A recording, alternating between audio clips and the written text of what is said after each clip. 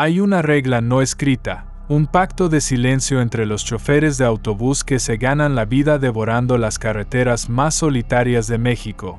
Nunca, pero nunca, mires por mucho tiempo a los pasajeros de la última fila a través del espejo retrovisor, sobre todo, de noche. Para miles de estos hombres y mujeres del volante, la noche es una compañera constante, una socia silenciosa en jornadas que a veces no parecen tener fin. Es un universo paralelo donde las luces de la cabina crean un pequeño y frágil mundo, mientras afuera, la oscuridad lo consume todo. Pero en ocasiones, en esa inmensidad de la carretera, en esa cinta de asfalto que se pierde en la boca de un lobo hambriento, algo más, algo que no pagó boleto, se sube a bordo. Antes de que la oscuridad nos gane por completo, y mientras la luz de tu pantalla aún te ofrece algo de consuelo, cuéntanos en los comentarios cuál es esa carretera que a ti te impone más respeto de noche. Todos tenemos una.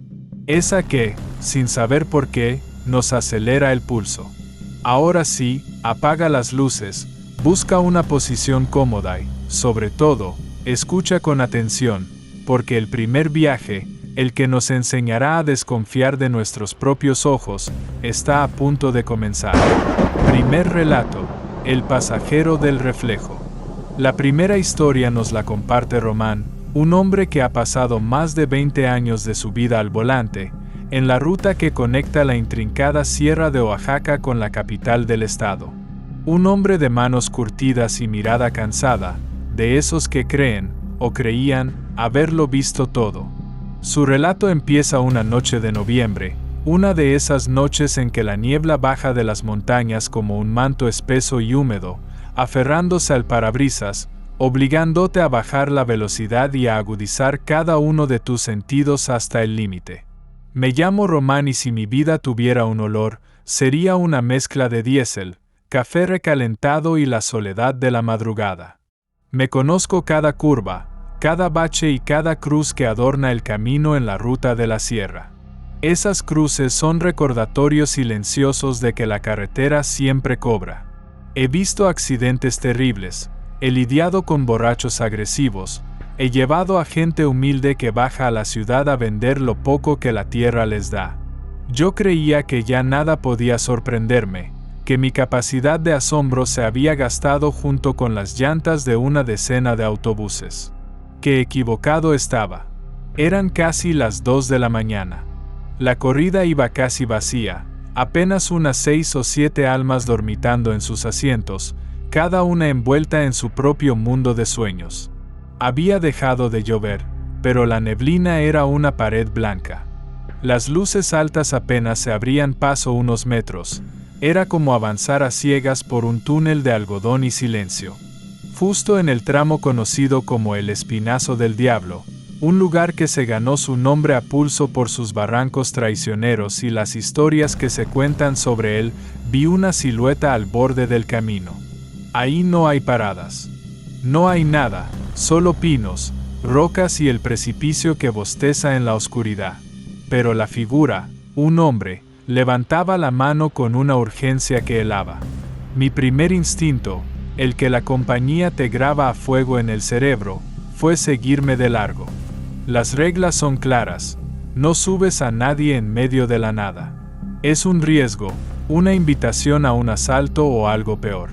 Pero algo en su postura, en su delgadez extrema, me tocó. Se veía empapado, derrotado por la noche y el frío. Pensé en el frío que cala los huesos, en que quizás su coche se había descompuesto, o peor, se había ido por el barranco. Y rompí mi propia regla.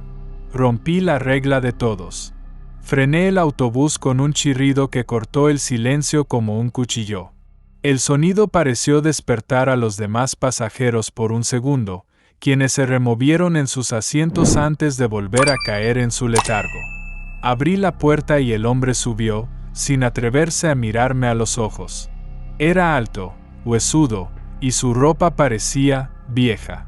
No gastada por el uso, sino de otro tiempo. Un pantalón de tela gruesa, una camisa de botones que ya no se ven. Olía a tierra mojada, a ozono, Ese olor particular que deja una tormenta eléctrica, un olor a aire quemado.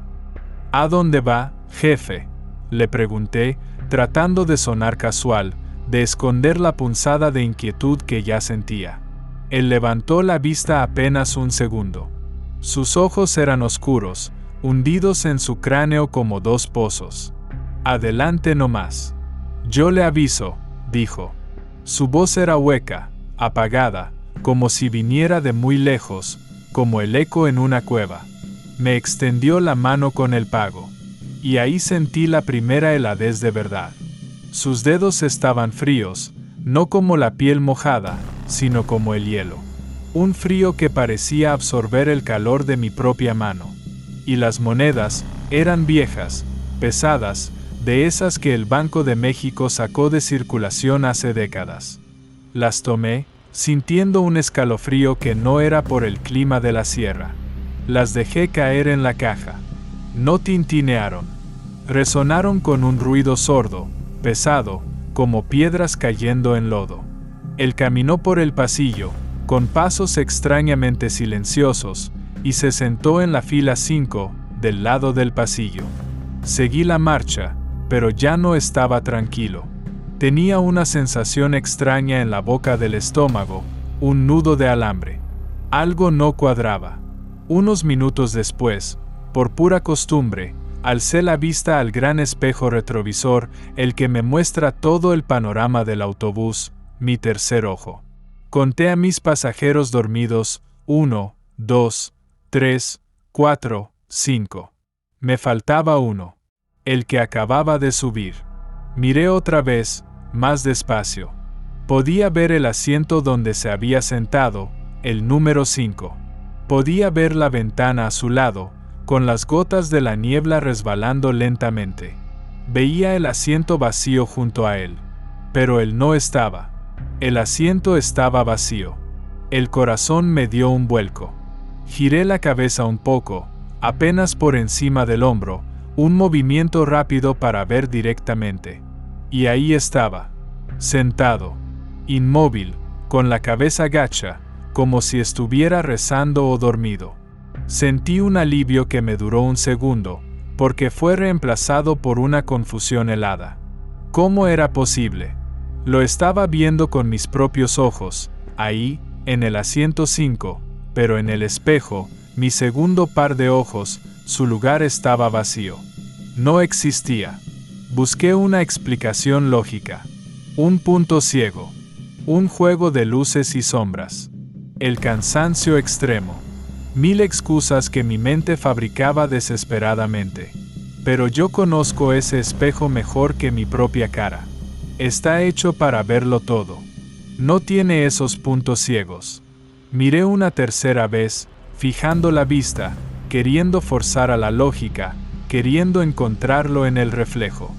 Nada. En el espejo, el asiento 5 seguía obstinadamente vacío. Fue entonces cuando el frío se hizo más intenso. No era el frío de la sierra que se colaba por las rendijas, era un frío que nacía adentro del autobús, que se metía en los huesos. El vaho de mi propia respiración se hizo visible en el aire.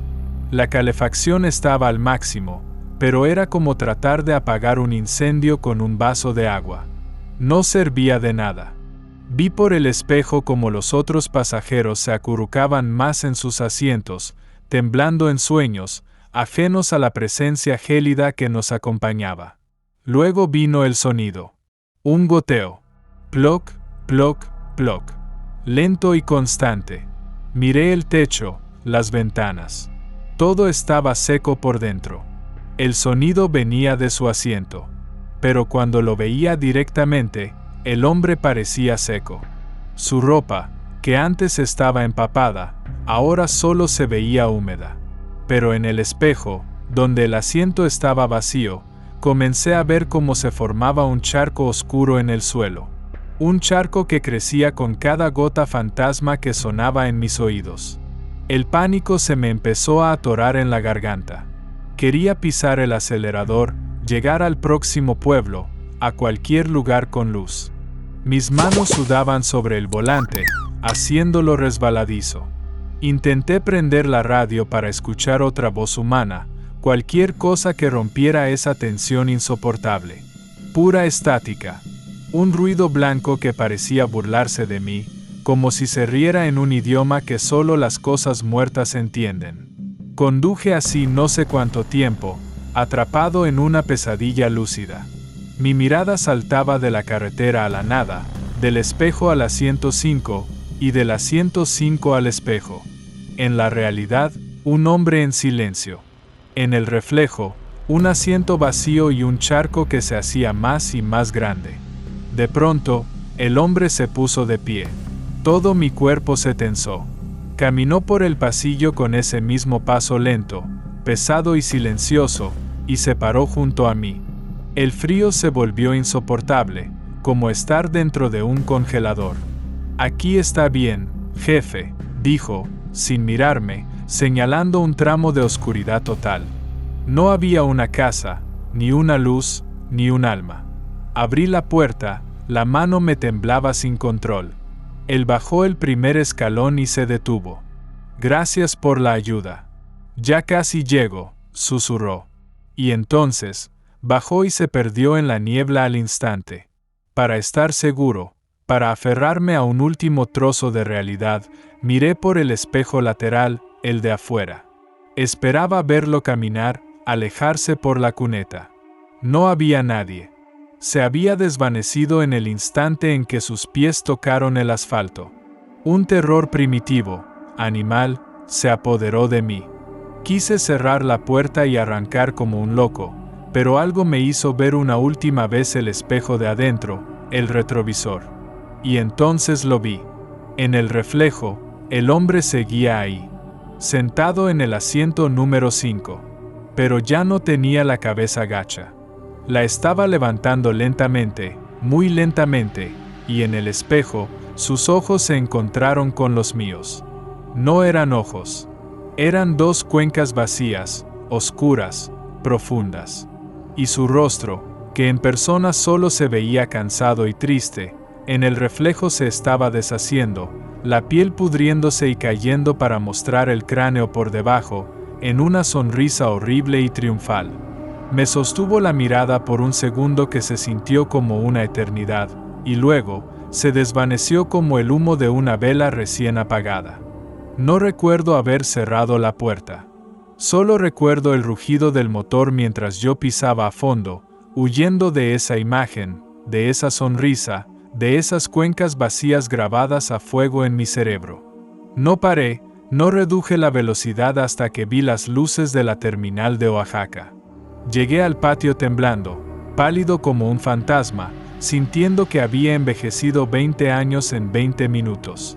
Cuando por fin me atreví a revisar el autobús, después de que me bajara el temblor, encontré dos cosas.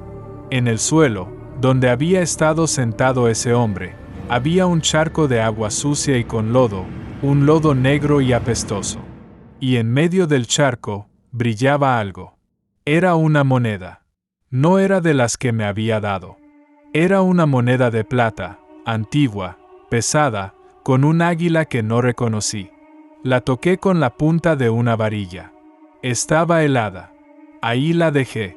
Desde esa noche, no soy el mismo. Sigo manejando, es lo único que sé hacer. Pero ahora entiendo la regla. Ahora sé que a veces, lo que se sube al autobús no necesita boleto, porque su viaje es eterno. Y lo más aterrador es que solo puedes verlo donde se supone que no debería estar, en el reflejo. El reflejo, a veces es una ventana a otro lado, una verdad que nuestros ojos se niegan a aceptar. Pero, ¿qué pasa cuando lo que sube al autobús no necesita un espejo para hacerse sentir? ¿Qué pasa cuando no se conforma con ser un pasajero silencioso, sino que trae consigo a toda una multitud de almas perdidas?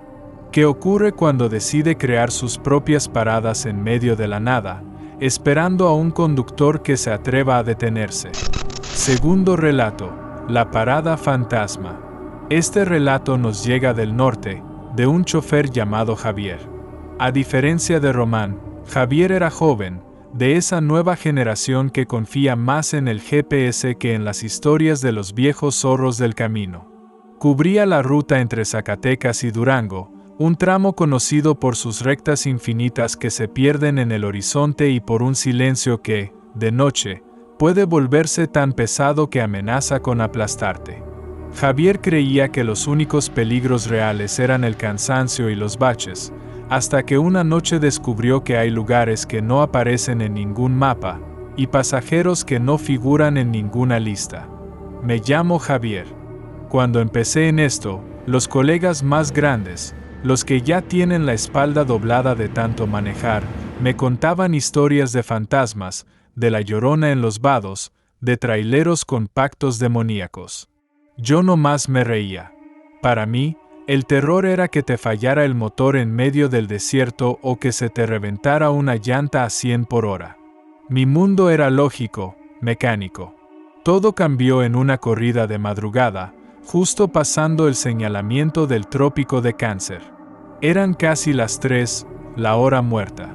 Esa hora en que el sueño pesa como plomo y la realidad se siente delgada, frágil, como si pudiera romperse.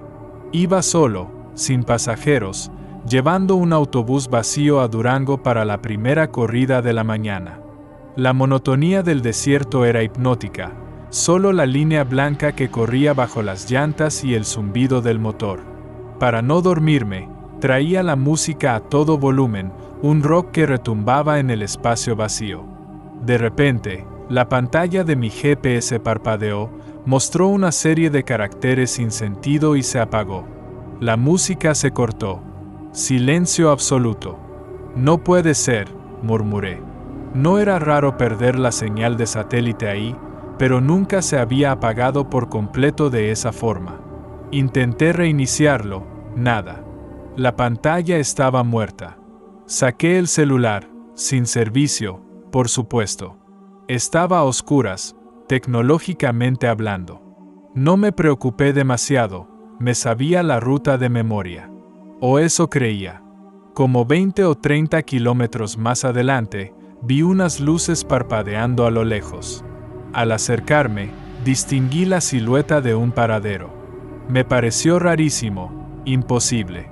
Estaba seguro de que en ese tramo no había nada. Era desierto puro, kilómetros y kilómetros de nada. Pero ahí estaba, una estructura de concreto con techo de lámina oxidada y una banca, iluminada por un foco amarillento que zumbaba y parpadeaba, atrayendo a las polillas. Y debajo de esa luz enfermiza, una mujer estaba de pie. Me hizo la parada, no con la desesperación de alguien varado, sino con un movimiento lento y cansado de su brazo. Llevaba un vestido sencillo, de flores, del tipo que usaba mi abuela en fotos antiguas. Su figura era delgada y el cabello oscuro y lacio le tapaba la cara. Mi cerebro entró en corto. Por un lado, la lógica gritaba que esa parada no debía existir. No estaba en mi mapa mental, ni en el oficial. Por otro, mi trabajo era detenerme si había un pasajero en una estación. Y esa, aunque extraña y decrépita, lo parecía. Además, era una mujer sola en medio de la absoluta nada. La decencia, o la estupidez, me ganó. Detuve el pesado autobús. De cerca, el paradero se veía peor. El letrero con el nombre estaba tan oxidado que era una mancha ilegible. Abrí la puerta. La mujer subió en silencio, sin hacer un solo ruido con sus zapatos. Con ella entró un soplo de aire helado, un frío seco, del desierto, pero anormalmente intenso. «Buenas noches», le dije. No respondió. Mantuvo la cabeza gacha y me extendió unas monedas. Se sentían ligeras, casi falsas, delgadas como hojalata. Las eché a la bandeja y le di su boleto. Siguió de largo, hasta la mitad del autobús, y se sentó junto a la ventana, dándome la espalda. Cerré la puerta y arranqué. La sensación de extrañeza no se iba, al contrario. Era como si el autobús hubiera cambiado. El motor, antes potente y seguro, ahora se sentía pesado, forzado, como si le costara avanzar, como si estuviera arrastrando un remolque lleno de rocas. Revisé los indicadores del tablero, todo normal. Pero yo lo sentía en el pedal, en la vibración del volante. Lo achaqué al cansancio, a la sugestión. Ya estás viendo cosas, Javier. Me concentré en el camino. Unos minutos después, miré por el retrovisor por instinto. La mujer seguía ahí, inmóvil, una silueta viendo hacia la negrura del desierto. Pero ya no estaba sola. En el asiento de al lado, donde un segundo antes no había nadie, ahora estaba sentado un anciano con sombrero, la cara surcada de arrugas profundas. Ropa de campesino, desgastada. El corazón se me detuvo. ¿De dónde carajo salió? ¿Estaba escondido debajo del asiento? Imposible. Yo había visto el autobús completamente vacío. Miré al frente, tratando de calmarme, con las manos aferradas al volante. Te estás durmiendo, Javier. Es un microsueño. Me di una palmada en la cara. Respiré hondo.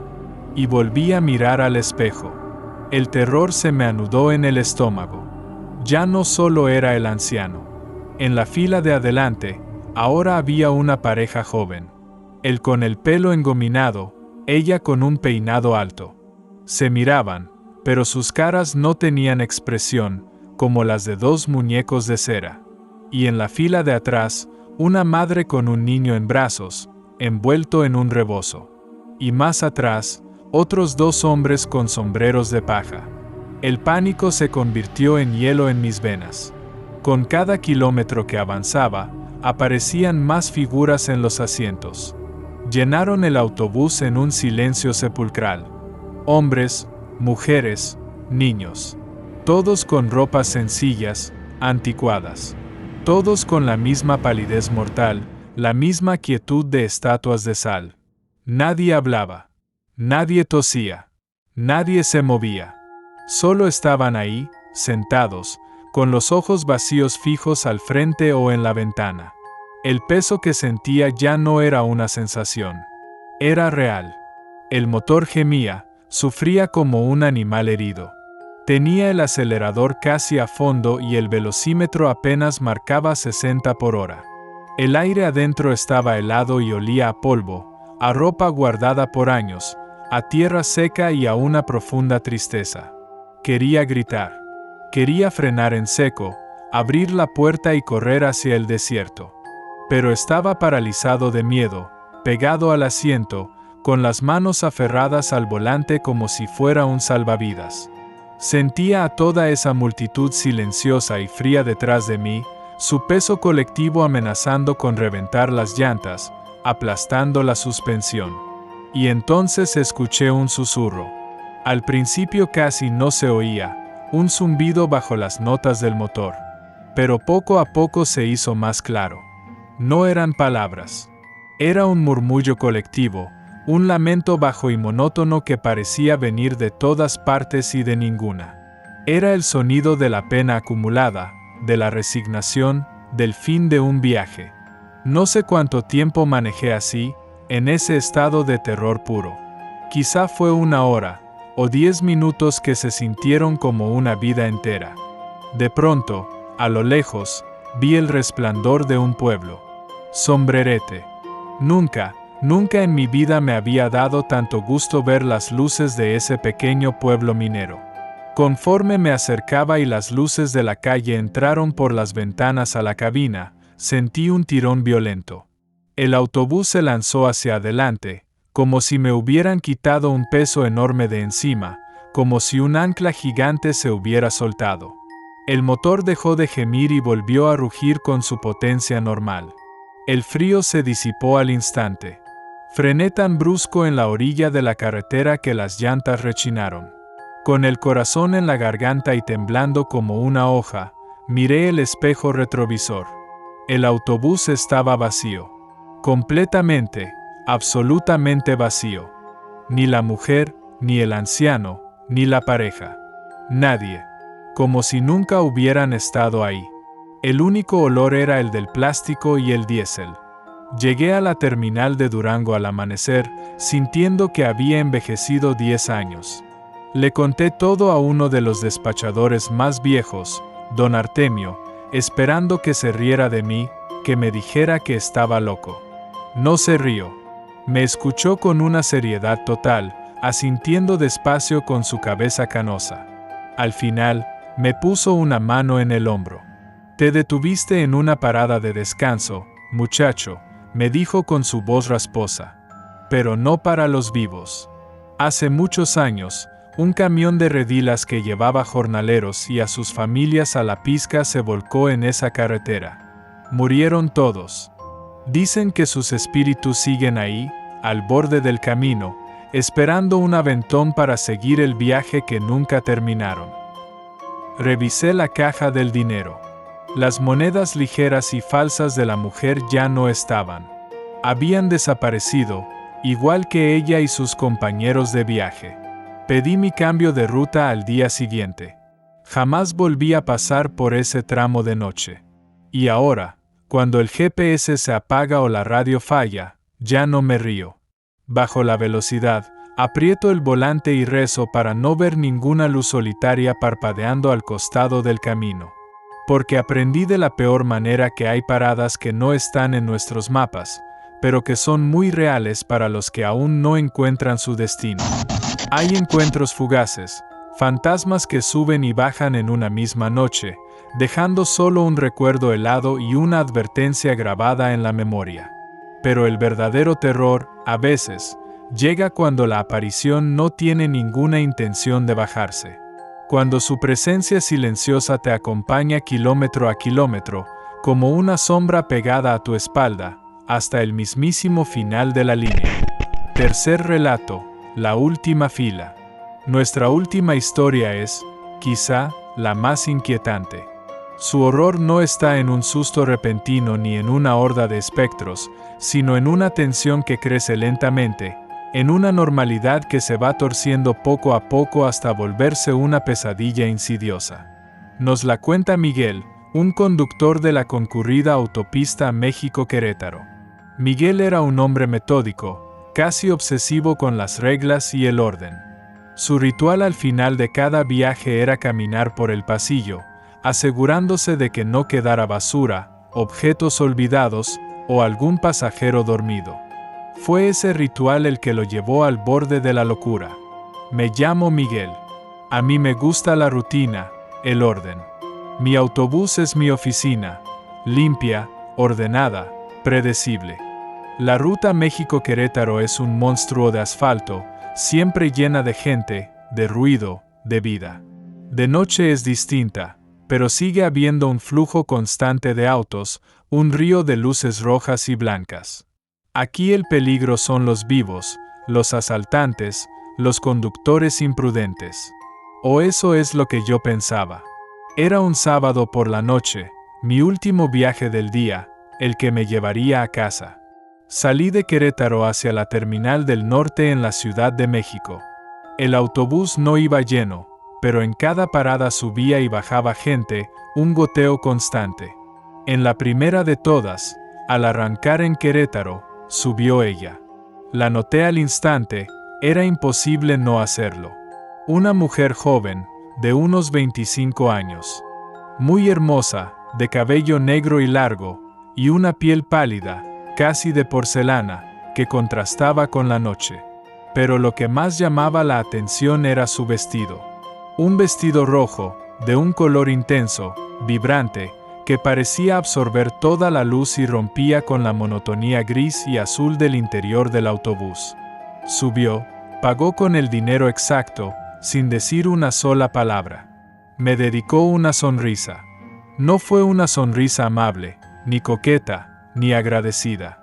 Fue una sonrisa extraña, enigmática, como una mueca que no le llegaba a los ojos, unos ojos que parecían dos piezas de cristal oscuro. Y luego, para mi sorpresa, caminó por todo el pasillo, ignorando docenas de asientos vacíos y más cómodos al frente, y se fue a sentar hasta el fondo. En la última fila. Se acomodó junto a la ventana y ahí se quedó. Empezó el viaje. Yo, como siempre, con un ojo en la carretera y otro en el espejo panorámico. Y mis ojos volvían una y otra vez a ella, a la mancha roja del fondo. Estaba sentada en una postura perfecta, casi rígida. Miraba por la ventana, hacia la oscuridad que pasaba a 110 kilómetros por hora. Al principio, no le di mayor importancia. Alguna gente es rara, pensé. Pero pasaron los kilómetros. Pasamos la caseta de Palmillas, pasamos San Juan del Río, Jilotepec. La gente subía, bajaba, hablaba por teléfono, comía, dormía roncando. El pequeño mundo del autobús nocturno seguía su curso normal y ruidoso. Pero ella no se movía. Ni un centímetro. No se acomodaba en el asiento, no sacaba el celular, no dormitaba. Su silueta era una estatua inmóvil contra el paisaje negro que volaba tras el cristal.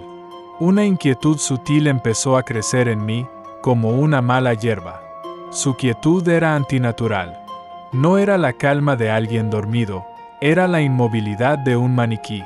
Intentaba buscarle el rostro en el espejo, pero siempre estaba de perfil, una media luna pálida contra el cristal oscuro, como un cameo antiguo. Empecé a sentirme observado. Era ilógico, porque la única que podía verme desde esa distancia, no lo hacía. Era una presión en la nuca, un hormigueo desagradable. El aire dentro del autobús se sentía pesado. Cada vez que el espejo me devolvía esa mancha roja del fondo, el sentimiento se intensificaba. Me decía a mí mismo que estaba cansado, que era el final de una larga semana. La mente te juega trucos. Pero era como tener una espina en el rabillo del ojo, una nota discordante en una canción conocida. Su presencia, o más bien, su ausencia total de movimiento, lo llenaba todo. Acercándonos a la Ciudad de México, el autobús se fue vaciando. En la caseta de Tepotzotlán bajaron los últimos pasajeros. Ahora, en el tramo final, solo quedábamos ella y yo. El silencio fue total, denso, casi palpable.